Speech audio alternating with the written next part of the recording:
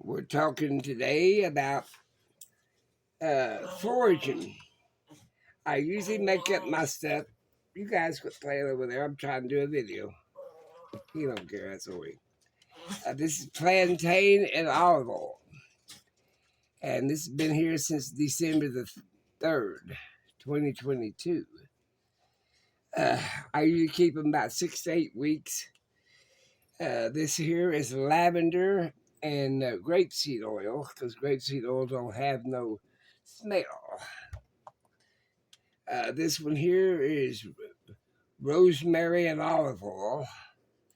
This, I shake it. It's November. Let's see here. And this one here is some more lavender. I use a lot of lavender. And this one here is chamomile.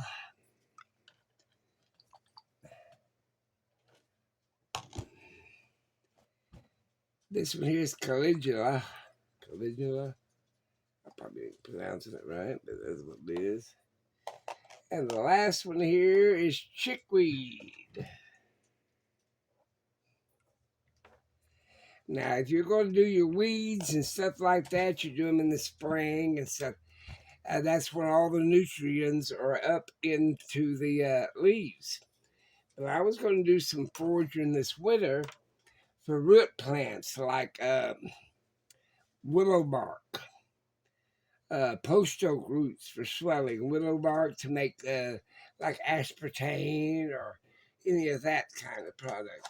I've been buying a lot of stuff off the internet. This here is rosemary leaves. This one here is chickweed and chamomile. I got a whole bunch more, but that was left. But they're expensive. And so is my jars and everything else. But I was thinking, see, now this one here, this chickweed's almost ready because everything is sunk down to the bottom. Very little is floating to the top. I mean, that's telling you that it's completely infused.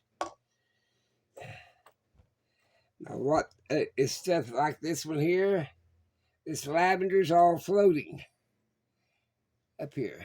So, basically, it has a long ways to go. Once it gets infused, that means there's no more air in it or anything else. It'll sink to the bottom. That's another tip. But I go by the 2 and 3 month rule. But I was going to go out foraging today, but the weather's not playing along.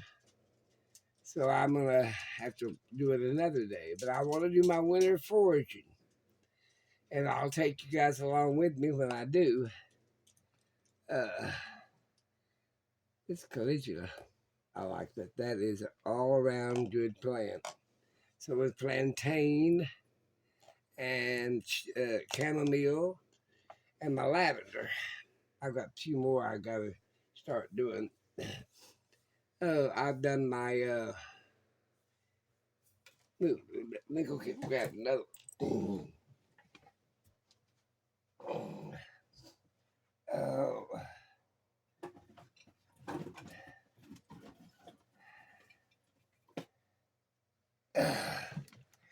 Now, when you get done, let me get back in here now.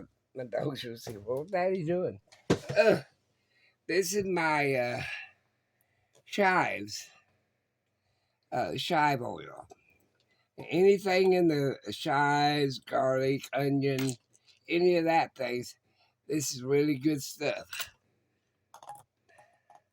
And now this here is my bay leaves oil. Now it's completely infused. I will take this out and strain it and then put the oils in my oil containers. And that's what I'm going to be doing. Let me move you back here. But today I was going foraging, but it was just turned out the weather was rainy, wet, and damp. And I'm getting up for an age and I don't want to get wet. So I'll wait for another day of that. But like the chive oil, a couple of drops in your food, and this, that, and the other. You could use it for a spice. That's all this is. It's just natural spices. Now, and my mother used to make a lot of this stuff up when she was alive. Oh, let's see, almost 60 years ago or something. And her mother, uh, they used to make this up. All the old pioneers, they used to keep this stuff on the shelf. Like you heard of black drought and laudanum and all that stuff. It's made from herbs. Every bit of it's made from these herbs. I decided to try to get away from Western medicine a little bit more.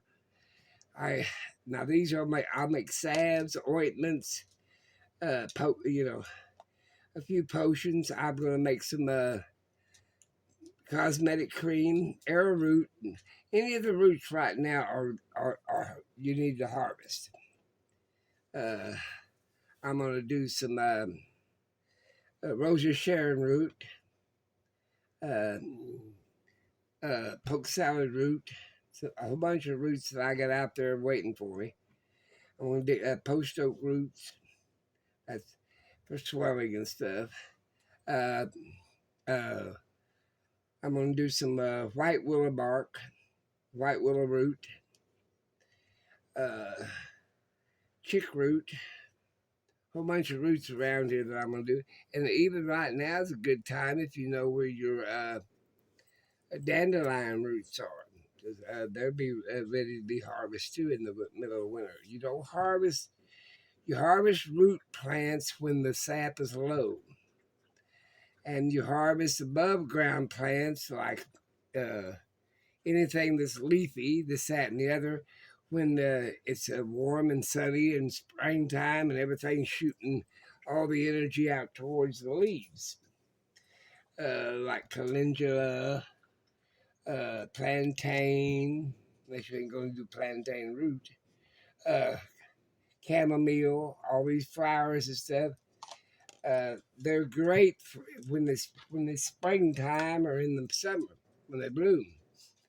And now, like I'm gonna be harvesting some.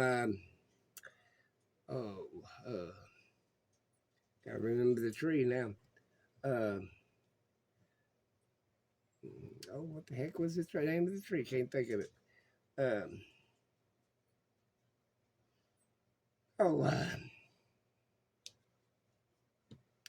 not willow, but I'm going to do some willow leaves and make willow leaf tea. But cottonwood, cottonwood bulbs.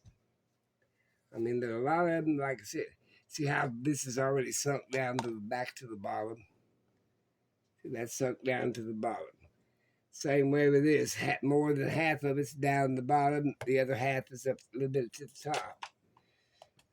You need to shake this stuff. I do it once or twice a day because I ain't got nothing else to do. But I've got getting to be have a lot of it. Then you want to have a cabinet to put all these quart jars and half gallons and all that stuff in. I'm gonna make some. But you got there's 2 or 3 oils you can use. Or there's actually more than that. You can use grapeseed oil, avocado oil. Let's see, olive oil. Any of your good oils. I've got to make some the cream out of it'd be hemp seed and there's I'm gonna make some hemp seed oil. I've got some of that over there out of old hemp seed, which they call it marijuana, but I use the root and this, that, and there, and make my pain medication out of it. Works out pretty good.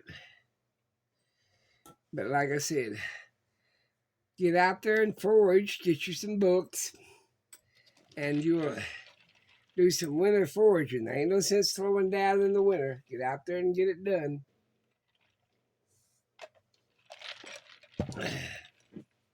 Because there's a lot that can be harvested this time of year. Like I said, Baileys are really good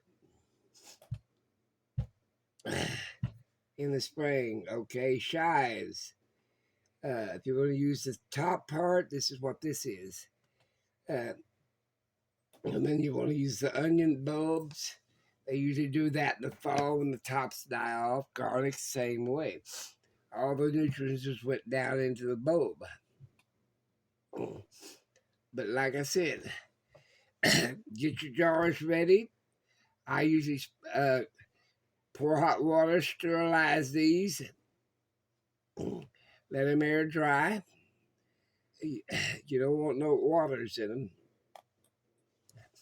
Mainly just oils. And that's all I got to say about a sneeze here in a minute.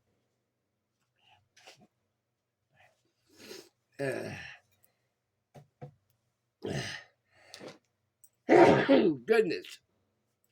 But anyway, that's one reason I'm not getting out there. I'm not up to par for getting on my hands and knees and digging in the ground right now. But I'll get it done. But don't let the weather slow you down from foraging. Most people want to wait till the spring. I like to do some of the roots and barks and lower parts in the middle of winter. Well, that's good. Makes good salve. So does this plantain here. Cut yourself or rashes or eat bug bites. This lavender I use in my beauty products.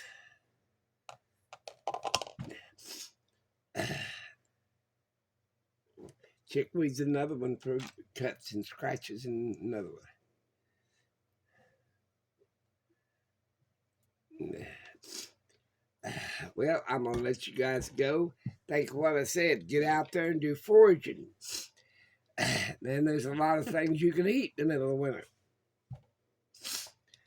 Out there, there's a lot of root plants. You can eat the roots. You can eat a Rose of Sharon root, they claim. I use it for medicinal properties, but they claim there's a lot of things you can get out there and eat. I got a bunch of books on it. You need to study up. I'm just telling you what I do. You can do whatever you want to. You can make your own stuff. I make this up for family and friends that wants to use it. I will talk to you later.